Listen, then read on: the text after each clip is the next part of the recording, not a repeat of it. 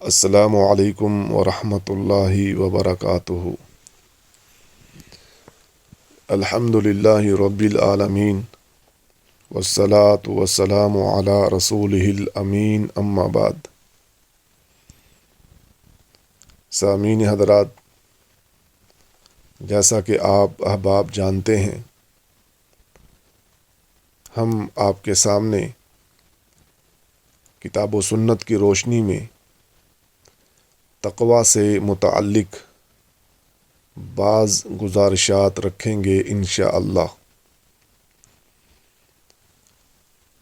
اس موضوع کو سمجھنے اور جاننے کے لیے ضروری ہے کہ اس کا مفہوم جانا اور سمجھا جائے،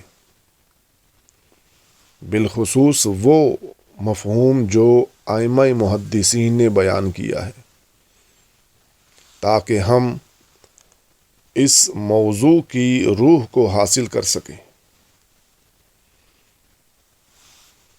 یہ بات عام فہم ہے کہ تقوی کے معنی بچنے، پرہیز کرنے اور لحاظ کرنے کے ہیں۔ اسی طرح ائمہ محدثین نے مختلف انداز، اسلوب اور الفاظ میں تقوی کا مفہوم واضح کیا ہے، جیسا کہ امام راغب رحمہ اللہ فرماتے ہیں: نفس کو اس چیز سے بچانا جس سے اسے خدشہ لاحق ہو۔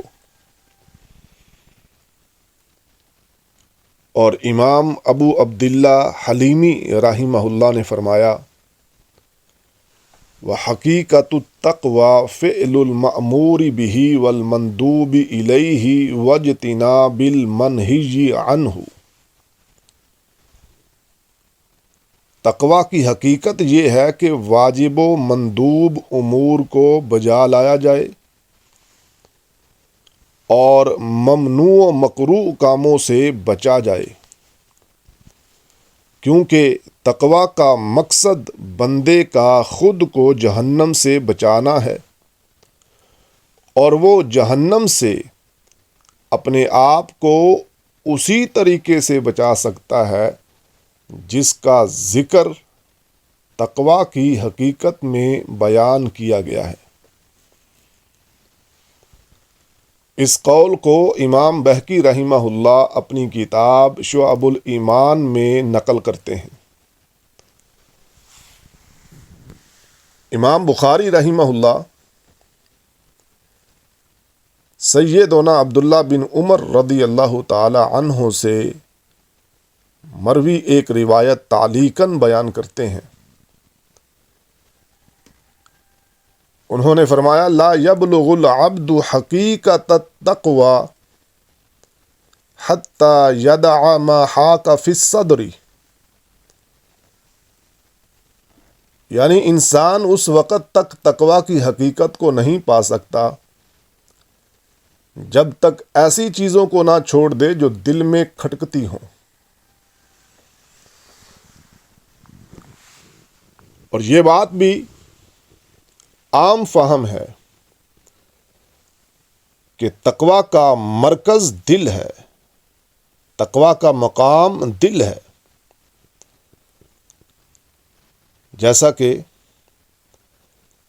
اللہ تعالیٰ نے فرمایا: ان الذین یغضون اصواتهم عند رسول اللہ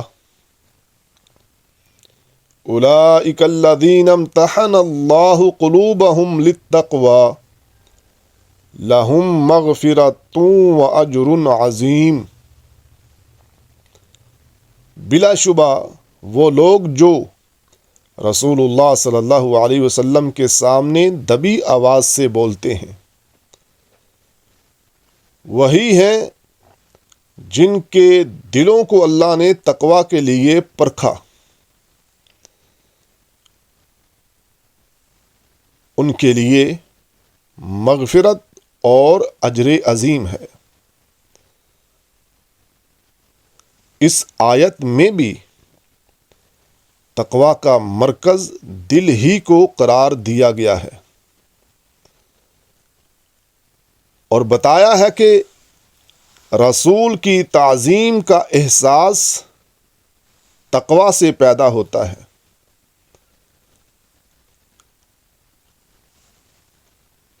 ایک دوسرے مقام میں اللہ نے فرمایا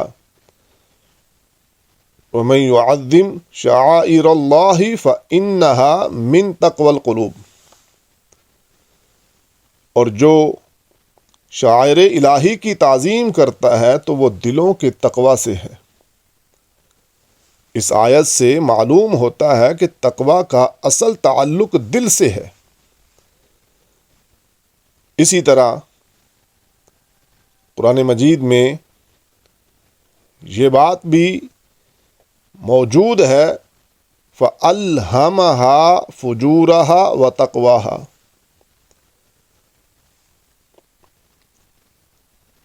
یعنی ہر نفس میں اس کا فجور اور اس کا تقوی القاء و الہام کر دیا۔ قرآن مجید کی یہ جو بعض آیات آپ کے سامنے بیان کی گئی ہیں، ان سے معلوم ہوتا ہے کہ تقوی کا مقام مرکز دل ہے،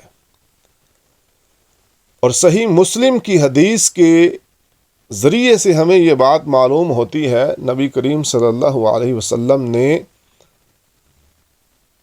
خود اپنے سینہ مبارک کی طرف اشارہ کر کے فرمایا التقوی ہاہنا، تقوی یہاں ہے۔ قرآنی آیات اور نبی کریم صلی اللہ علیہ وسلم کے فرمان سے ہمیں معلوم ہوتا ہے کہ تقوی کا مرکز، محور اور مقام دل ہے۔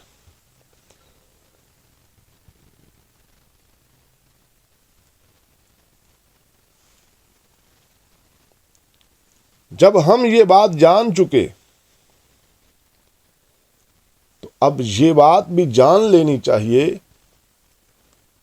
کہ دین اسلام میں اس کی اہمیت کیا ہے۔ تو اگر ہم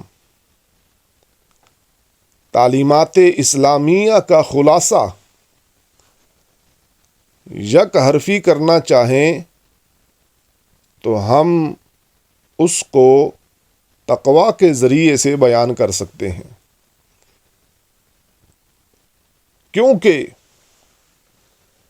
اسلام کی ہر تعلیم کا مقصد اپنے ہر عمل کے قالب میں اسی تقوی کی روح کو پیدا کرتا ہے۔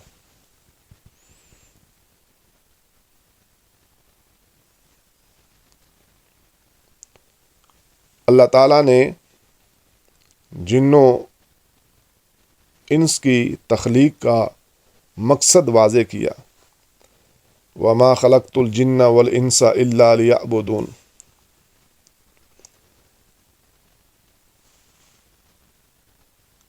کہ میں نے جن و انس کو پیدا کیا ہی اسی غرض سے ہے کہ وہ میری عبادت کریں۔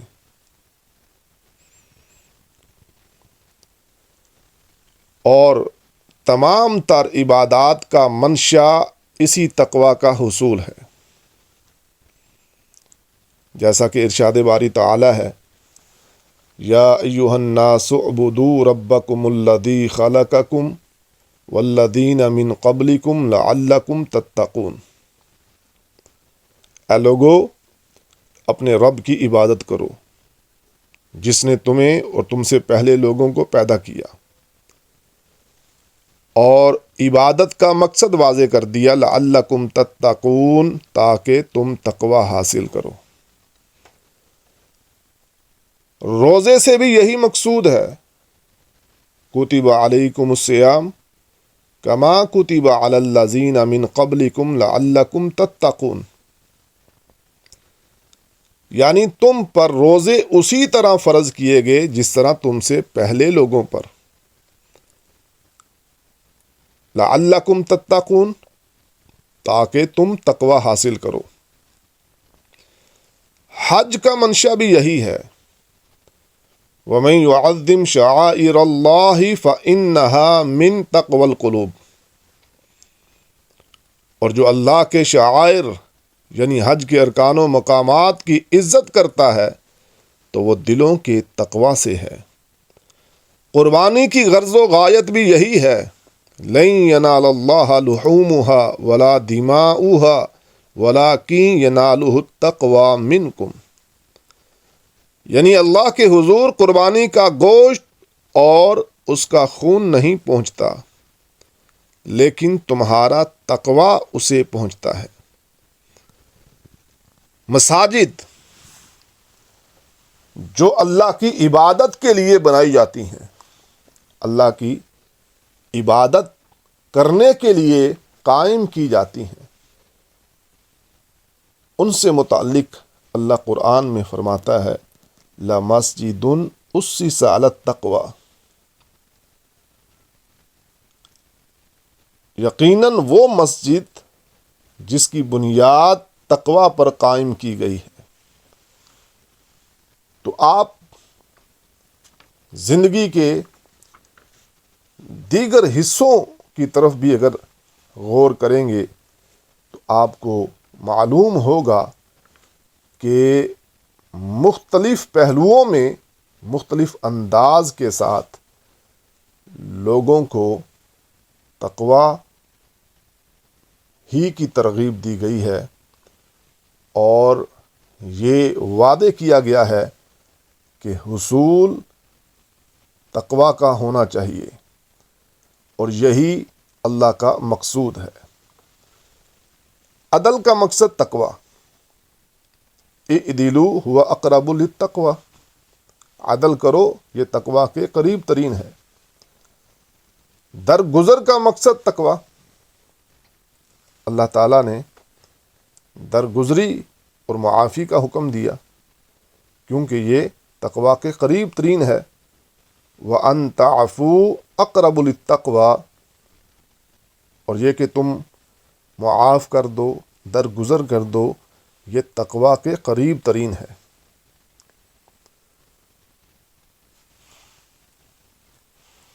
بہترین زاد راہ تقوی ہے۔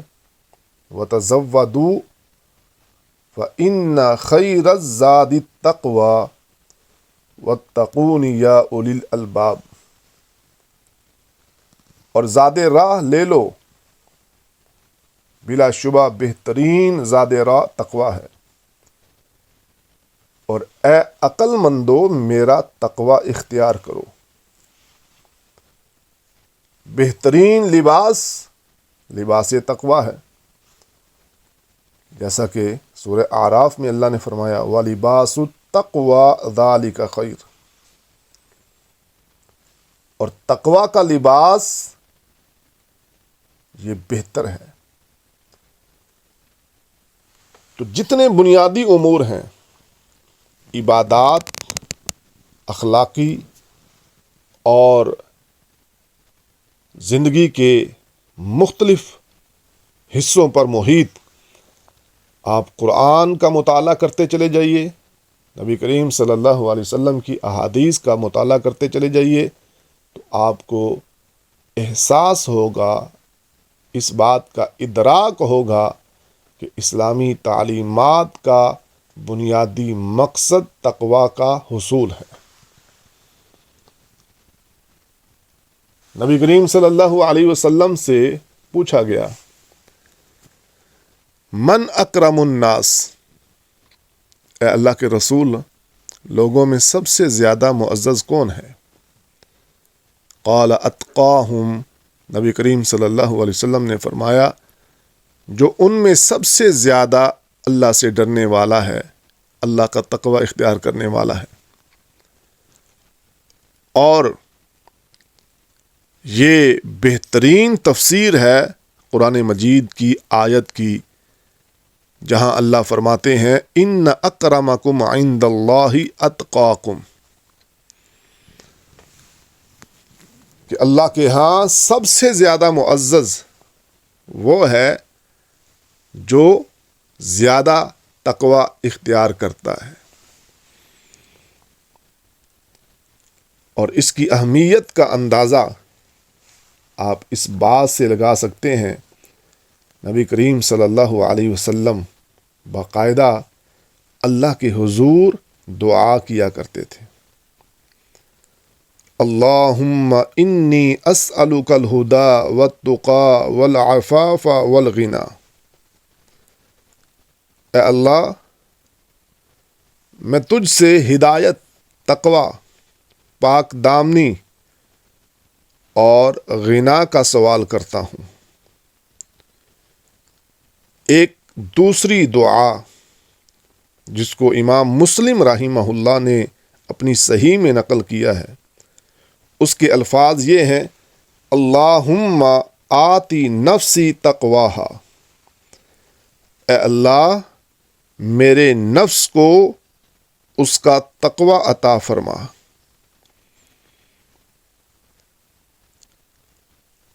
اس سے آپ اندازہ کر سکتے ہیں کہ تقوی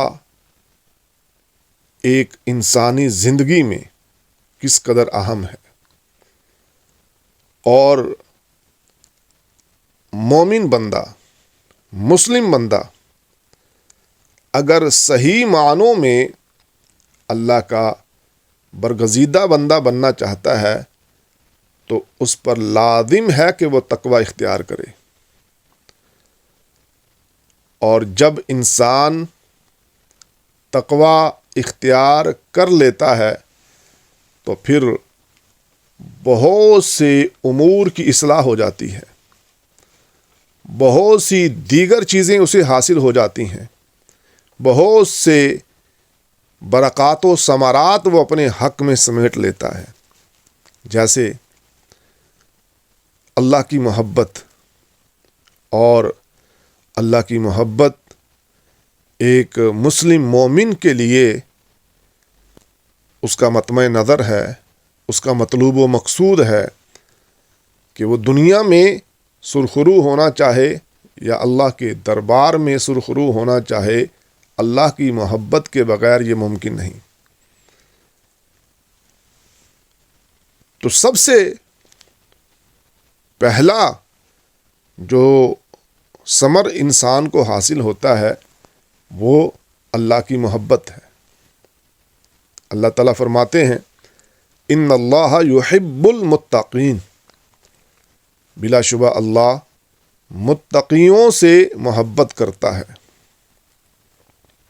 نبی کریم صلی اللہ علیہ وسلم نے فرمایا، اور اس حدیث کو امام مسلم رحمہ اللہ اپنی صحیح میں بیان کرتے ہیں، ان اللہ یحب العبد التقی الغنی الخفی۔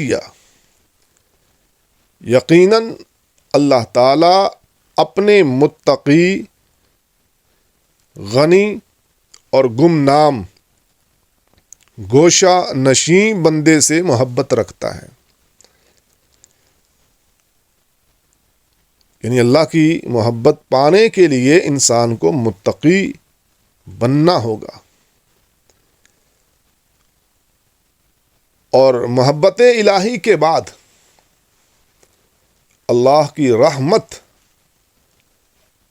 اس کا ہر بندہ محتاج ہے، اور اس کا حقدار کون بنتا ہے؟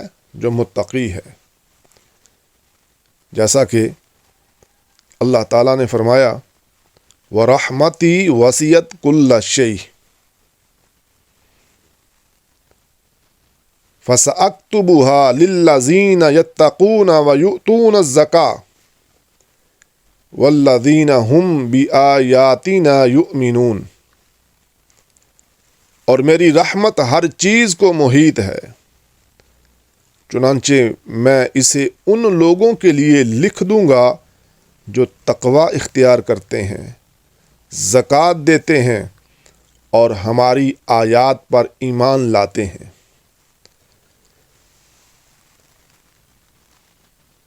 اس آیت سے معلوم ہوتا ہے کہ اگر اللہ کی رحمت انسان کو مطلوب ہے تو انسان پر لازم ہے کہ وہ تقوی شعاری اختیار کرے، اپنے دل میں اللہ کا ڈر اور تقوی کو بٹھائے، تاکہ اللہ رب العزت اس بندے کے لیے اپنی رحمت کو لکھ دے۔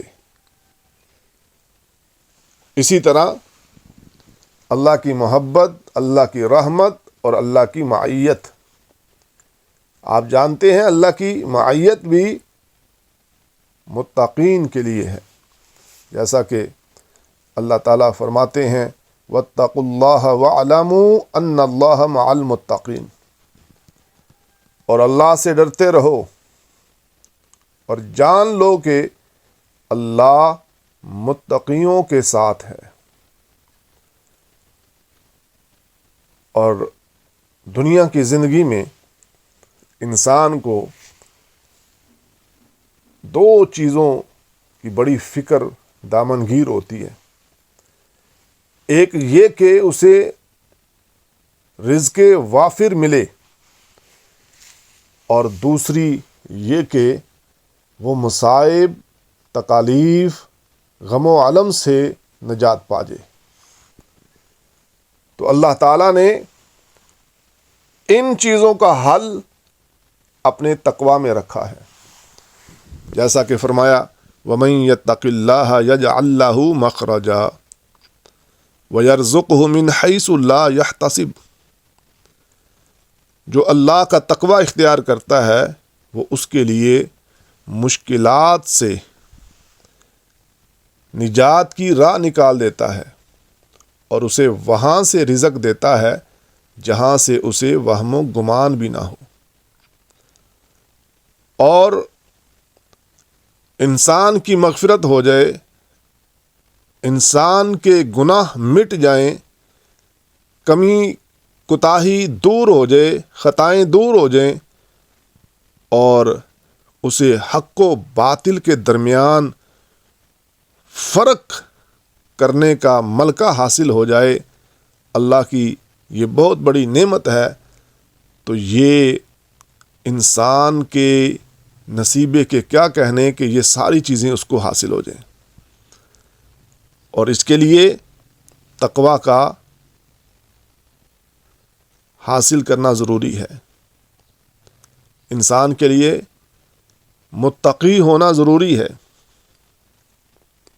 اللہ نے فرمایا یا ایھا الذین آمنوا ان تتقوا اللہ یجعل لکم فرقانا ویکفر عنکم سیئاتکم ویغفر لکم واللہ ذو الفضل العظیم۔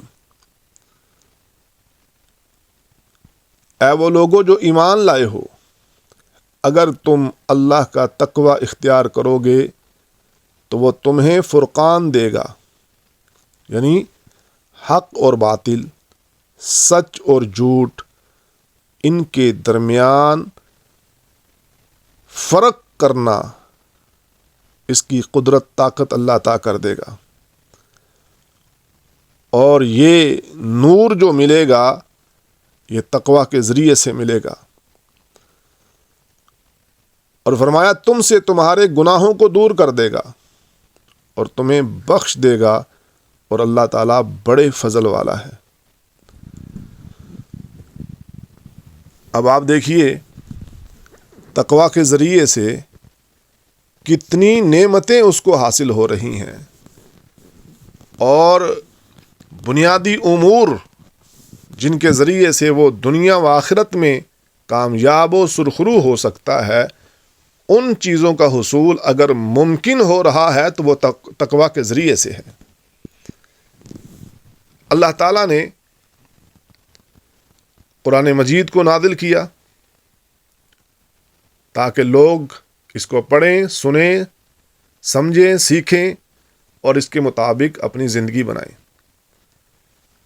اسی لیے فرمایا ھدی للناس، لوگوں کے لیے یہ ہدایت ہے۔ لیکن اس سے حقیقی استفادہ کون کر سکتا ہے، اس کا فہم کس کو حاصل ہو سکتا ہے؟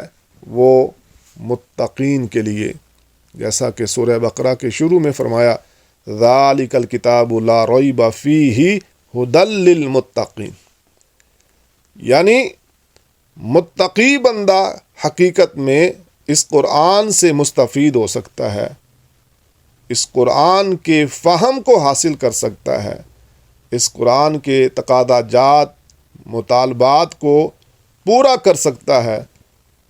اور اگر کوئی بندہ متقی نہیں ہے، تقوی شعار نہیں ہے، تو وہ قرآن کا فہم صحیح معنوں میں حاصل نہیں کر سکتا۔ تو میرے عزیز بھائیوں، قرآن مجید میں جا بجا آپ کو یہ حکم ملے گا تقوی اختیار کرنے کا، اور نبی کریم صلی اللہ علیہ وسلم تو بعض خطبے ارشاد فرماتے تو اس میں باقاعدہ وہ آیت پڑھتے، یا ایھا الذین آمنوا اتقوا اللہ ولتنظر نفس ما قدمت لغد واتقوا اللہ ان اللہ خبیر بما تعملون۔ اور اس آیت میں 2 بار اللہ تعالیٰ نے تقوی اختیار کرنے کا حکم دیا ہے۔ تو قرآن مجید میں جا بجا اس کا حکم ہے، اور پھر ہم یہ بات بھی جان چکے ہیں کہ تقوی دل اس کا مرکز اور مقام ہے، اور ہر قسم کی نیکی حاصل کرنا اور ہر قسم کی برائی سے اپنے دامن کو بچانا یہ تقوی ہے۔ اور اللہ تعالیٰ نے ان کے اوصاف بھی بتلائے ہیں قرآن مجید میں، اور نبی کریم صلی اللہ علیہ وسلم کی احادیث سے اور صحابہ اکرام رضی اللہ عنہم اجمعین کے واقعات سے ہمیں معلوم ہوتا ہے کہ متقی بندہ ہوتا کیسا ہے، یا متقی انسان میں کون سے اوصاف ہونے چاہیے۔ سورہ بقرہ میں اللہ تعالیٰ نے اہل تقوی کا پورا حلیہ بیان کیا ہے۔ آپ دیکھیے، ارشاد باری تعالی ہے، وَلَكِنَّ الْبِرَّ مَنْ آمَنَ بِاللَّهِ وَالْيَوْمِ الْآخِرِ وَالْمَلَائِكَةِ وَالْكِتَابِ وَالنَّبِيِّينَ وَآتَى الْمَالَ عَلَى حُبِّهِ ذَوِي الْقُرْبَى وَالْيَتَامَى وَالْمَسَاكِينِ وَابْنَ السَّبِيلِ وَالسَّائِلِينَ وَفِي الرِّقَابِ۔ اب یہ اوصاف بیان ہو رہے ہیں، اعمال بیان ہو رہے ہیں کہ متقی انسان کن اوصاف اور اعمال کا حامل ہونا چاہیے۔ تو آپ دیکھیے، سب سے پہلے یہ کہ اللہ پر ایمان، روز آخرت پر ایمان، فرشتوں پر ایمان، کتابوں پر ایمان، نبیوں پر ایمان، یعنی ایمانیات پورے ہوں۔ اس میں اگر کمی ہے تو وہ نہ مومن ہے نہ متقی ہے۔ اور پھر فرمایا وَآتَى الْمَالَ عَلَى حُبِّهِ ذَوِي الْقُرْبَى وَالْيَتَامَى وَالْمَسَاكِينَ وَابْنَ السَّبِيلِ وَالسَّائِلِينَ وَفِي الرِّقَابِ۔ اپنا مال اس کی محبت کے باوجود عزیز و اقارب کو دے، یتیموں کو دے، مسکینوں کو دے، مسافروں کو دے، سوال کرنے والوں کو دے، غلام آزاد کرانے میں صرف کرے۔ اب آپ دیکھیے کہ متقی انسان معاشرتی طور پہ اپنا خیر کتنا پھیلا رہا ہے۔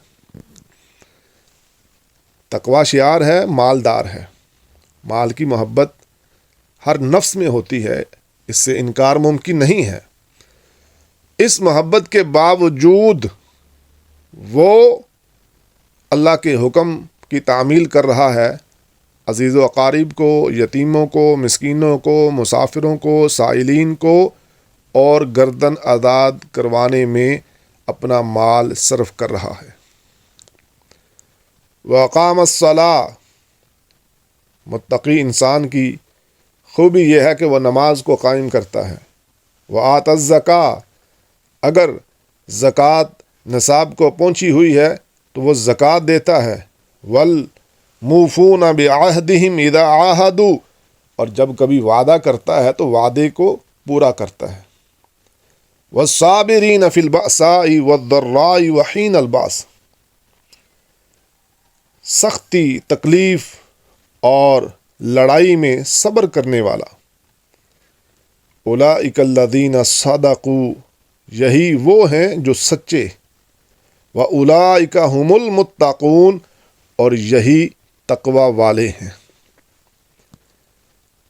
اب اس ایک آیت کو اگر آپ اپنے سینے سے لگا لیں، اپنے ذہنوں میں نقش کر لیں، دل میں اتار لیں اور بار بار پڑھیے اور اس کے مطابق اپنی زندگی بنانے کی کوشش کیجئے تو انشاءاللہ آپ تقوی کی شاہراہ پر گامزن ہو جائیں گے۔ اسی طرح صحیح بخاری میں ایک حدیث موجود ہے، سیدنا ابو ہریرہ رضی اللہ تعالی عنہ بیان کرتے ہیں کہ نبی کریم صلی اللہ علیہ وسلم نے فرمایا، ایک آدمی نے گھر خریدا، خریدنے والے نے اس گھر کی زمین میں سونے سے بھرا ہوا ایک برتن پایا۔ وہ بیچنے والے کے پاس گیا اور اسے جا کر کہنے لگا، بھائی میں نے تمہاری زمین میں یہ برتن پایا ہے، یہ برتن تم لے جاؤ، میں نے تم سے گھر خریدا ہے، یہ سونا نہیں خریدا۔ اللہ اکبر کبیرہ۔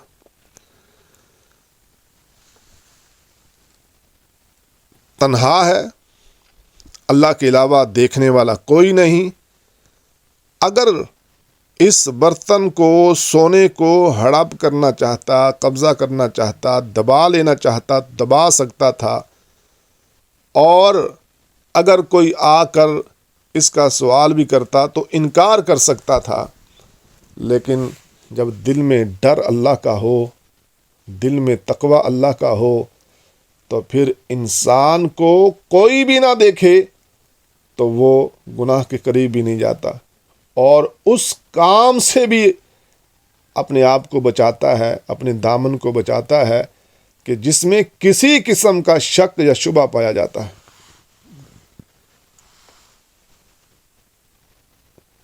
ہمارے ہاں اگر کوئی گھر خریدنے جائے تو جب سودا ہونے لگتا ہے تو بہت ٹیپ ٹاپ لائٹنگ، پنکھے، حتیٰ کہ بعض گھروں میں اے سی بھی پہلے نظر آ رہے ہوتے ہیں، لیکن جب چابی دی جاتی ہے، سودا طے ہو گیا، چابی مل گئی، اختیار دے دیا مالک بننے کا، وہ واپس اپنے اسی گھر میں آتا ہے جس کو خریدا، نہ لائٹیں نظر آتی ہیں، نہ پنکھے نظر آتے ہیں، نہ پانی کی موٹر نظر آتی ہے، نہ اے سی نظر آتا ہے، حالانکہ جب سودا ہوا تھا سارا کچھ اس کے اندر تھا۔ یہ حال ہے ہمارے آج کے مسلمانوں کا۔ کسی کو کرائے پہ چیز دے دو، ساری چیزیں آپ پوری کر کے دیں گے، جب وہ جانے لگیں گے مالک مکان کی بہت سی چیزیں لے جائیں گے۔ اللہ اکبر کبیرہ۔ حالانکہ پتہ بھی ہوتا ہے کہ پوچھا جا سکتا ہے، جواب دینا پڑ جائے گا، پھر بھی لوگ ڈنڈی مار جاتے ہیں۔ لیکن یہاں دیکھیے متقین کے اوصاف، تو وہ اس بھائی کے پاس گیا اور کہا کہ میں نے تم سے گھر خریدا ہے، یہ سونے کا برتن نہیں، اور وہ بھی اللہ والا تھا۔ بیچنے والا کہنے لگا میں نے گھر بیچا ہے، اس میں جو کچھ تھا وہ بھی بیچا، یہ اب تم ہی رکھو۔ دونوں میں تکرار ہو گیا، اور پھر فیصلہ کرنے کے لیے وہ تیسرے بندے کے پاس گئے۔ جب اس نے ساری روح داد سنی تو اس نے کہا کہ تمہاری کوئی اولاد بھی ہے؟ ایک نے کہا میرا لڑکا ہے، دوسرے نے کہا میری ایک لڑکی ہے۔ تب اس فیصلہ کرنے والے نے کہا کہ تم ایسا کرو، ان دونوں کا آپس میں نکاح کر دو، یہ سونا ان دونوں پر خرچ کرو اور کچھ خیرات بھی کر دو۔ اللہ اکبر کبیرہ۔ کتنی عظیم الشان یہ روایت ہے جس کے ذریعے سے ہم اپنی اصلاح کر سکتے ہیں، اور ہمیں احساس اور ادراک ہوگا کہ تقویٰ کسے کہتے ہیں۔ اور حقیقی معنوں میں تقویٰ لوگوں کو دکھانے والی کوئی چیز نہیں ہے۔ تقویٰ یہ ہے کہ جب بندے کو اللہ کے علاوہ کوئی نہیں دیکھ رہا، تب بھی بندہ کسی قسم کی کوئی غلطی، کوتاہی، گناہ، منکر کام نہ کرے جس سے اس کا اللہ ناراض ہو۔ امام طبرانی رحمہ اللہ اپنی کتاب المعجم الکبیر میں حسن سند کے ساتھ یہ روایت بیان کرتے ہیں۔ نافع جو سیدنا عبداللہ بن عمر رضی اللہ تعالی عنہ کے آزاد کردہ غلام تھے، انہوں نے بیان کیا کہ ایک بار سیدنا عبداللہ بن عمر رضی اللہ تعالی عنہ مدینہ طیبہ کے کسی کنارے کی طرف نکلے۔ آپ کے ہمراہ آپ کے چند ساتھی بھی تھے۔ ساتھیوں نے آپ کے کھانے کے لیے دسترخوان بچھایا۔ اسی دوران میں وہاں سے ایک چرواہے کا گزر ہوا۔ سیدنا عبداللہ بن عمر رضی اللہ عنہما نے اس سے کہا آؤ بھائی، اس دسترخوان سے تم بھی کچھ کھا پی لو۔ چرواہا بولا انی صائم، میں روزے سے ہوں۔